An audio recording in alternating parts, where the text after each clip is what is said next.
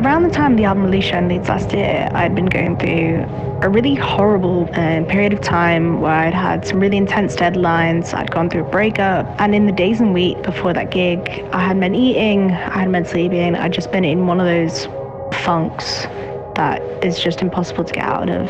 So finally, the day of the gig arrived, and I really didn't want to go, but luckily my friends managed to convince me.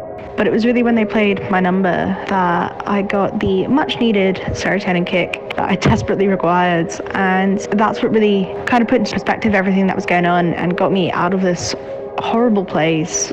So that gig itself really marked a shift in how I'd been doing.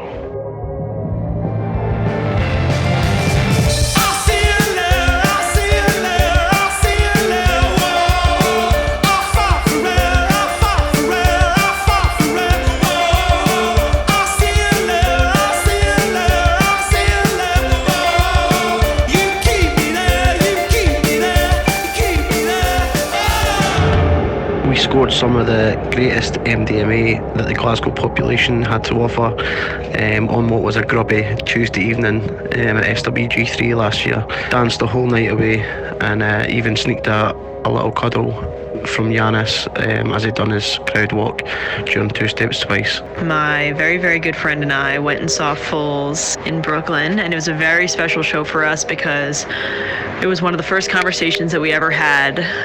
We were so surprised to find out that both of our favorite bands were Foals all throughout our middle school, high school days.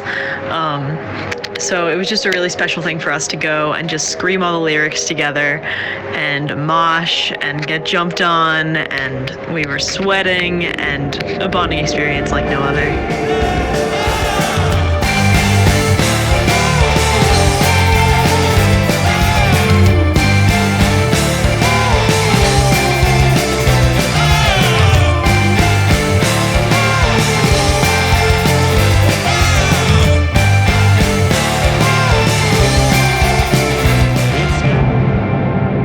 Foals changed my life. They arrived the moment I needed them the most back in 2013. I was barely a teenager and I was having a tough time on my life with my family, studies, and friends. But then I discovered Foals on YouTube and I decided I wanted to listen to them for the rest of my life. Their lyrics, their songs, everything made me feel better, as if I was not alone at all.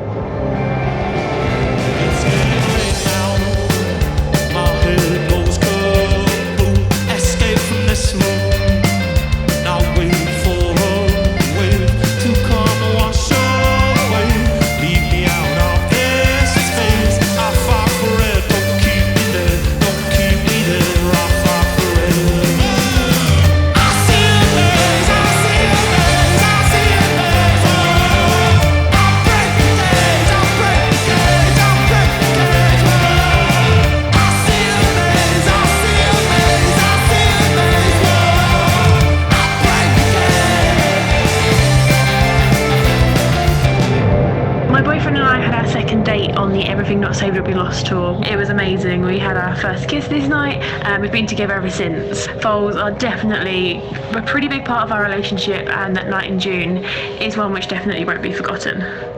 My favorite moment was April 27th in Chicago. Giannis jumped off the balcony, and as he was crowd surfing towards the stage, I was yelling his name, and he looked right at me and said, "I love you."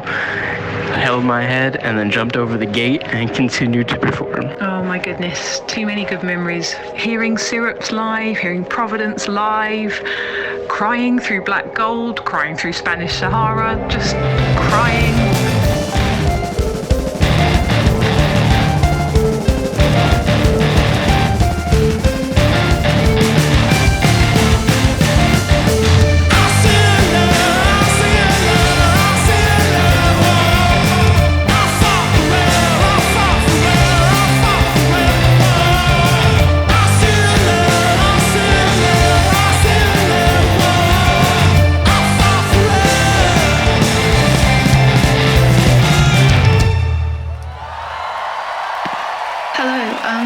Firstly, if you're hearing this, wow, hi.